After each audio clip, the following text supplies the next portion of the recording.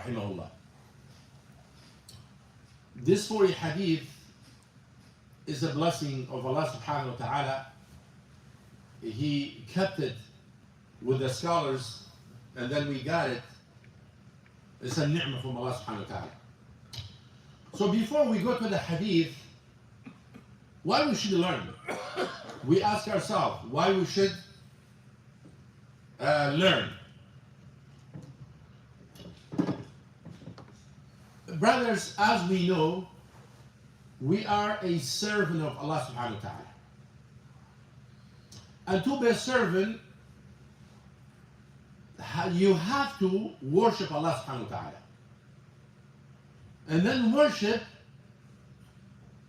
you cannot do it correct, do it right, without knowledge. If you don't know about the rules of the worship. The same example we can use. If the person understands the meaning of Ashhadu an la ilaha illallah, if he understands, he's going to lead the salah off. When he's saying, I'm witnessing myself, there's no one has the right to be worshipped. Worshipped with what? With lead the salah off? Yeah, this is the same example we can use. So if the person understands the meaning of salah and this connection between him and Allah subhanahu wa ta'ala, he's going to leave it off. If he knows the rules of the salah, if he knows the rules of these worships, he's going to leave it off. So this is the first thing.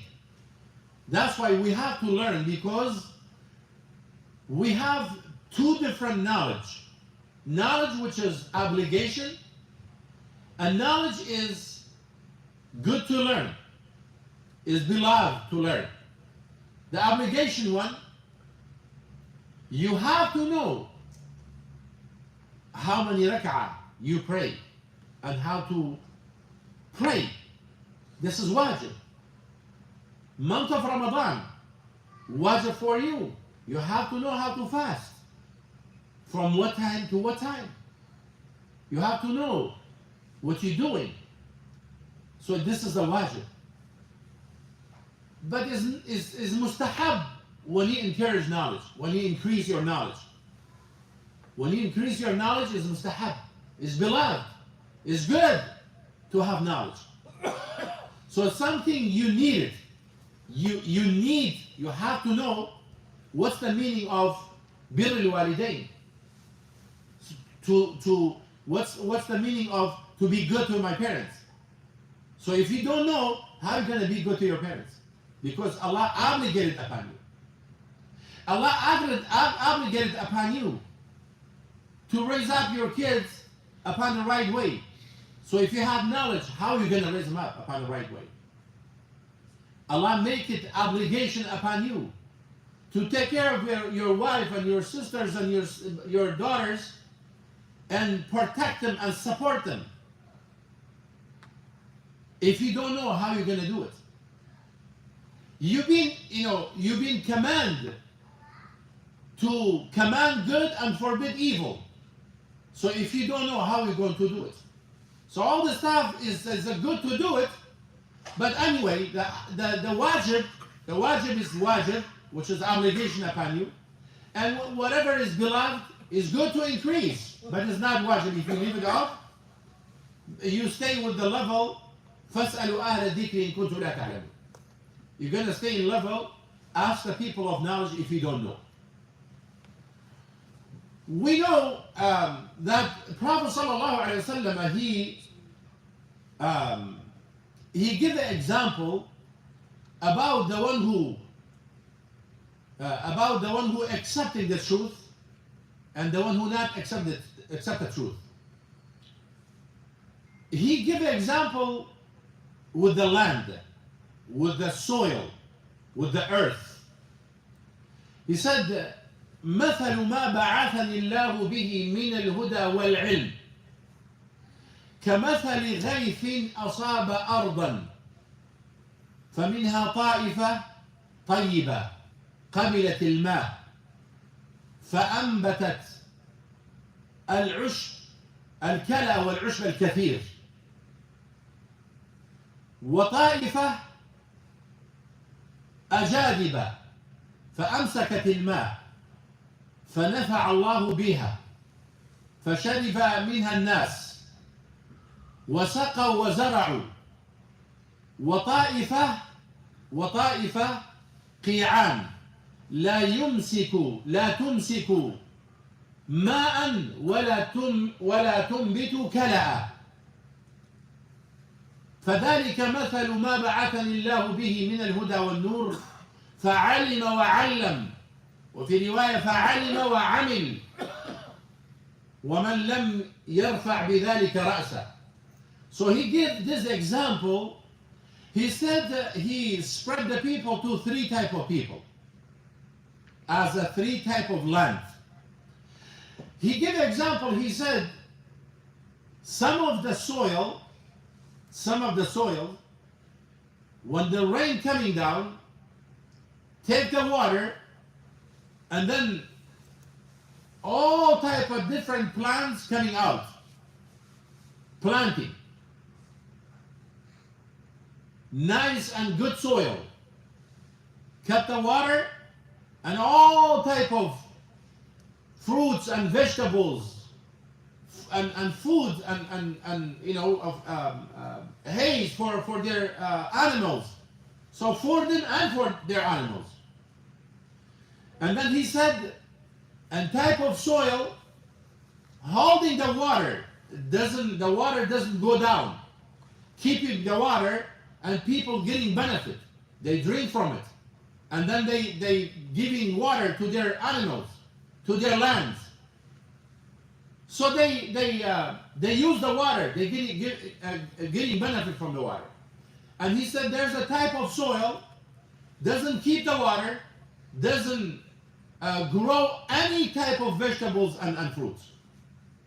And then he said, same as the one who accepting the guidance Allah subhanahu wa ta'ala sent it with me and sent me for, and the one who rejecting it, not accepting it. This hadith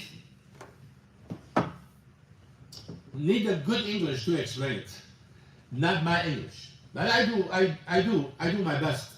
I ask Allah to make it easy. You know, not everyone able to become a scholar, and not every scholar able to apply all his knowledge. There's a levels.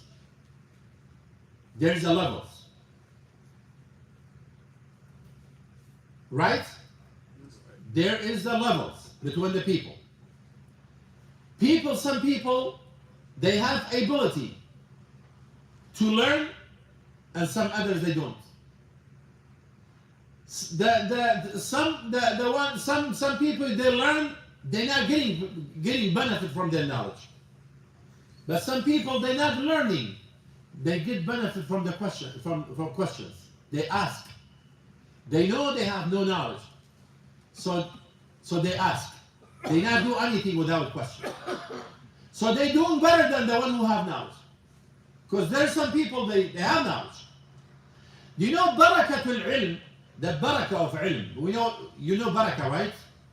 The blessing of the ilm, the blessing of the knowledge to apply it. If the knowledge is not being applied, there is no barakah in this knowledge.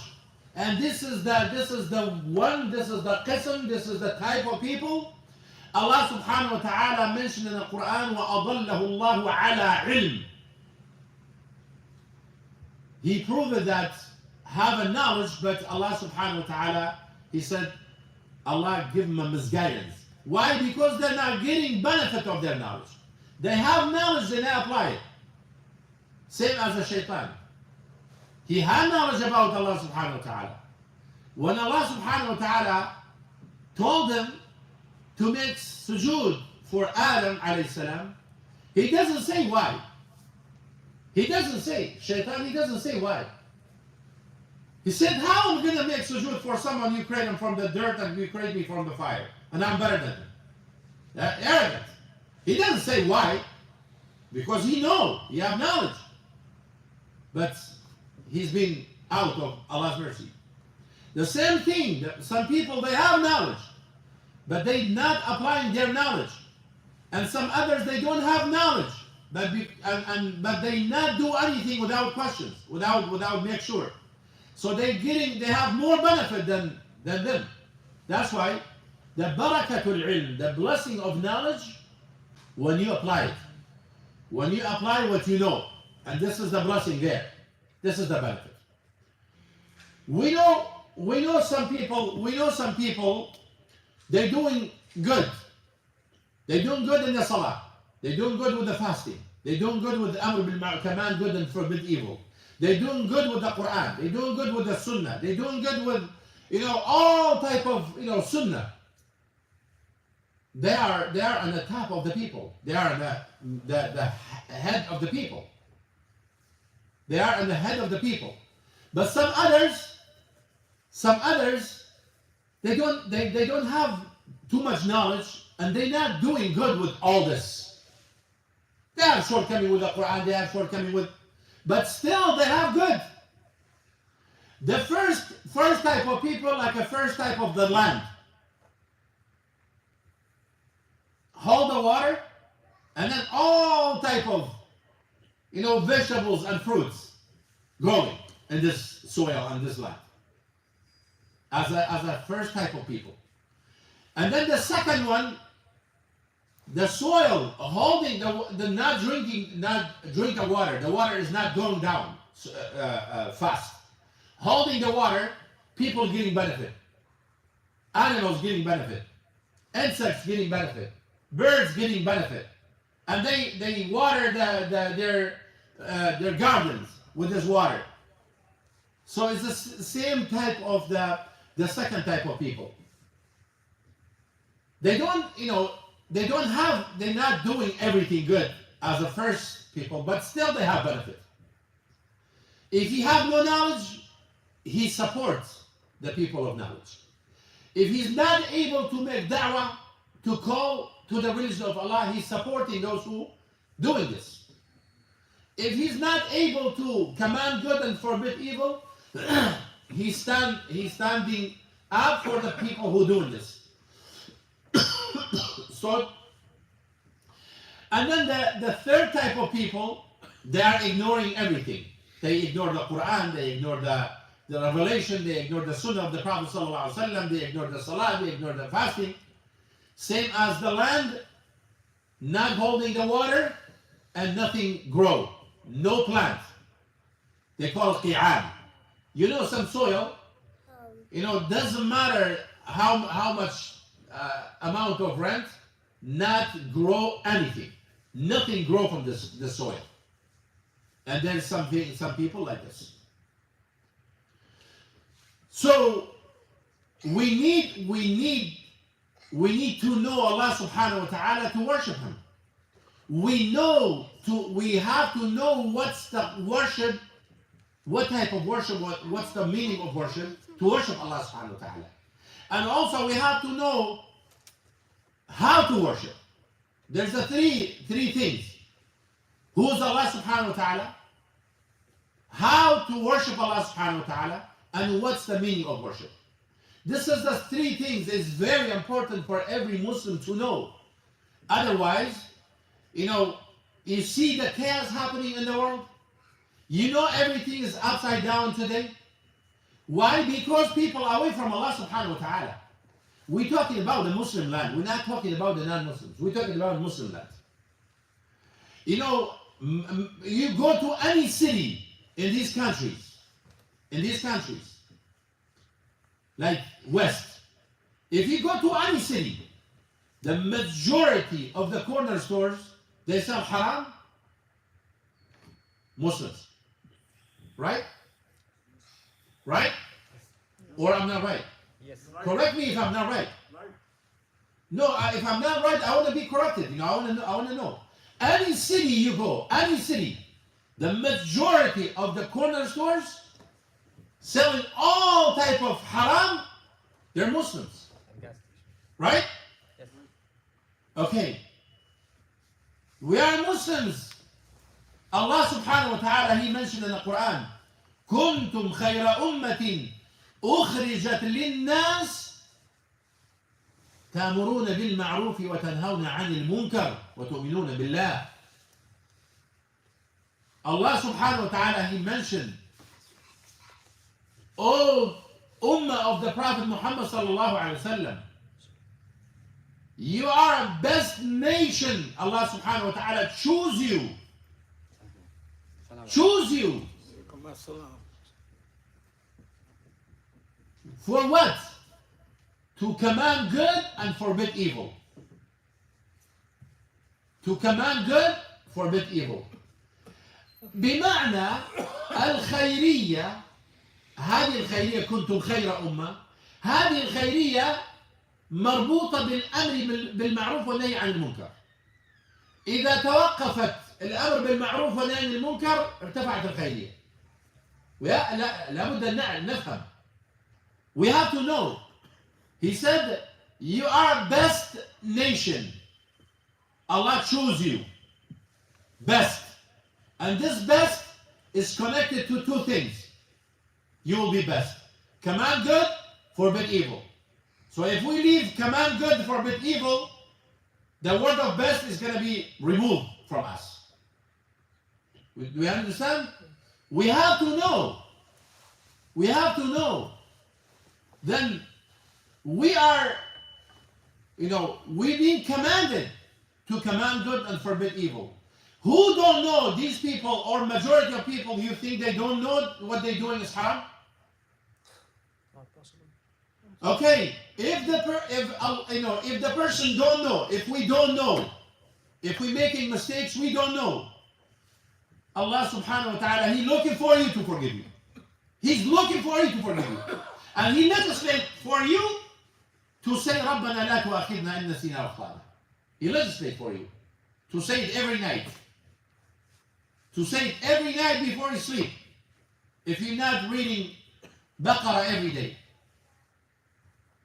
To read, to say, oh Allah, don't charge me for something. I make a mistake and I forget. I forget or I make a mistake. Mistake meaning mistake not purposely. I make a mistake. But I don't have intention. I make a mistake. Allah legislates for you to say it, to forgive you. He's looking to forgive you. But if we know this is haram, I'm still selling it. This is not okay, I'm still doing it. This is not right, I'm still saying it. This is very dangerous. And because of this, Allah removed barakah from the people, from the mind, from the intellect, from understanding, do you know Allah subhanahu wa ta'ala said, يُؤْتِي الْحِكْمَةَ مَنْ يَشَاءُ. يُؤْتِي الْحِكْمَةَ مَنْ يَشَاءُ. وَمَنْ يُؤْتَ الْحِكْمَةَ فَقَدْ أُوتِيَ خَيْرًا كَثِيرًا. Hikmah. Allah subhanahu wa ta'ala, He said, He gave wisdom to some people. Whoever He liked, He won. And whoever Allah gave him wisdom, He gave him a lot of good. The scholars, they said wisdom is the Quran. Some others said wisdom is the right words to say. Some others said wisdom is the fiqh al-Islam. It's the understanding of Islam. Some others said wisdom وضع الشيء في مكانه. And all these descriptions is around same circle. So if we know if we know this is wrong and we're doing it, so meaning the understanding is not there, and barakah is not there, and rahmah is not there, and mercy is not there.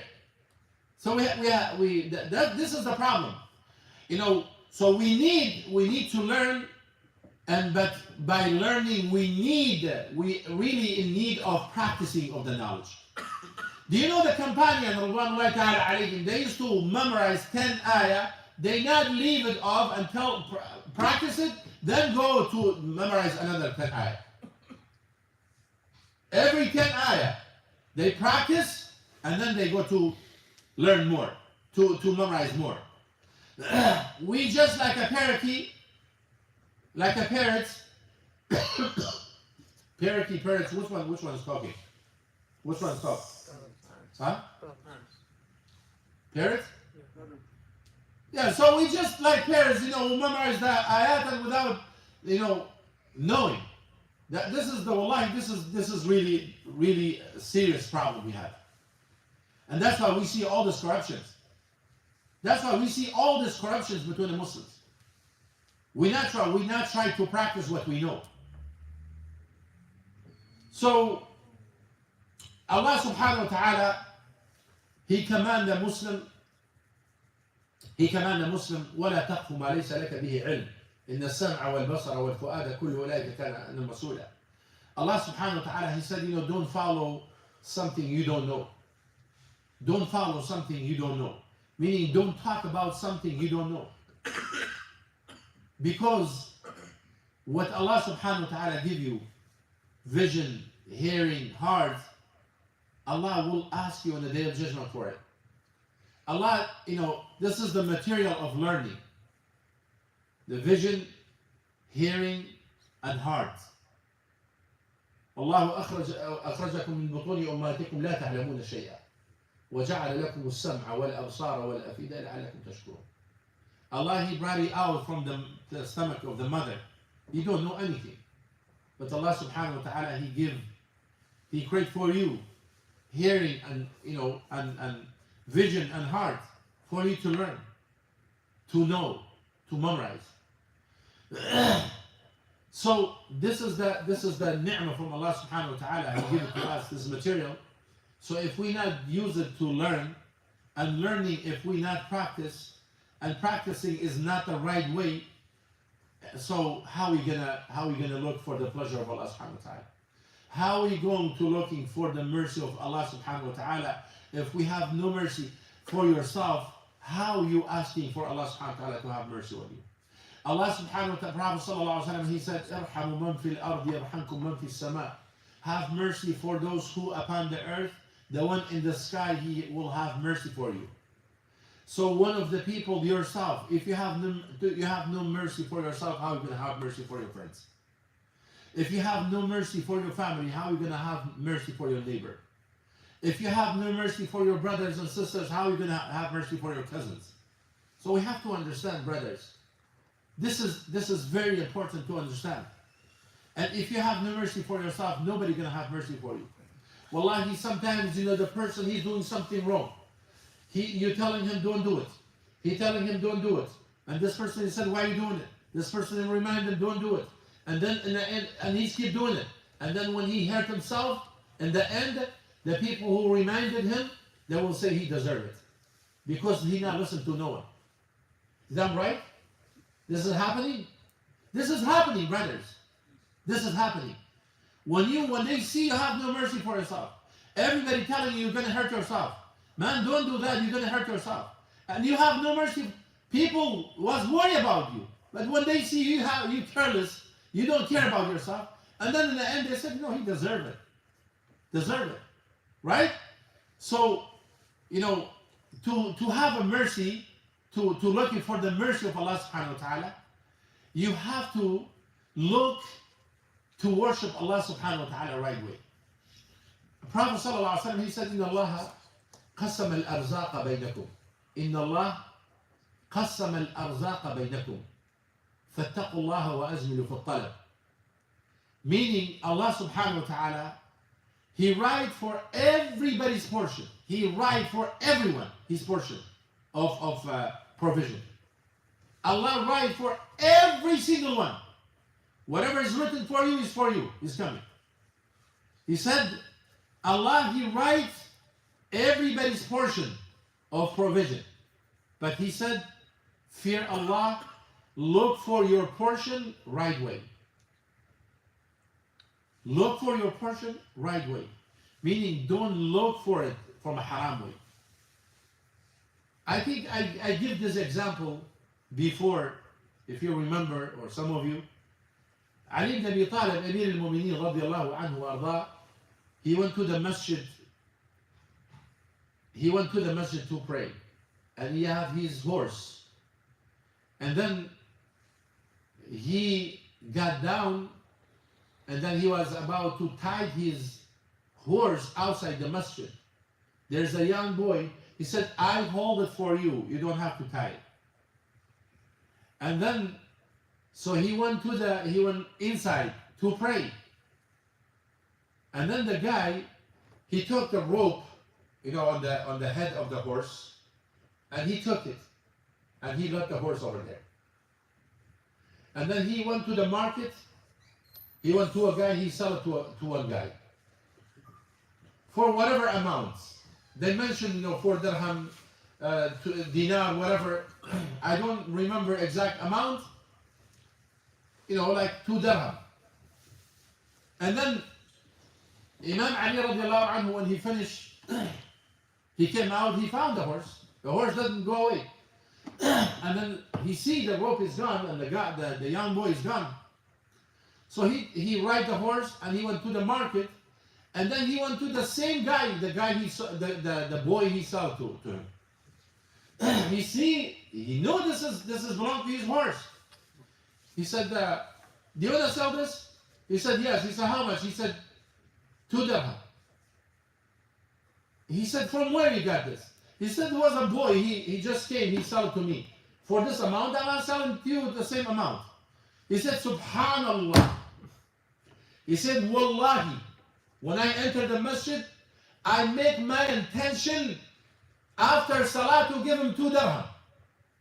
But he not wait, he took it from haram. The same amount he sold for it." He said, "Wallahi, I make intention, to when I come out, to give him this amount. Because he did good, nice with me." But he said, and he got it, but he took it, he steal it. So meaning, Allah subhanahu wa ta'ala write the portion. Prophet sallallahu alaihi wasallam, he said, everybody's portion is written. And he said, fear Allah, look for your portion right way. Don't look it from the haram way. There's more to say because I took time before the lecture, and I don't know. I just I want to remind you with some stuff. Inshallah, I want to stop. I don't want to make it too long. I don't want to scare you from the first week. Inshallah, the lecture will be around 30 minutes. I don't want to go longer. Some people asking, please don't take too long. So inshallah, we're going to continue with this lecture. We will start with the explanation of Arba'in Nawawiyah. We're going to start, inshallah, continue, bi'idhnillah, and we're not going to take longer than 30 minutes for the lecture. And then after, we're going to leave it open for the questions, suggestions, whatever, inshallah. If you have any question, so we can continue, inshallah. If not, so just wait for your pizza. So, And I don't know the pizza coming or not. so you say, Just ready. What is busy? Okay, go ahead. so we say,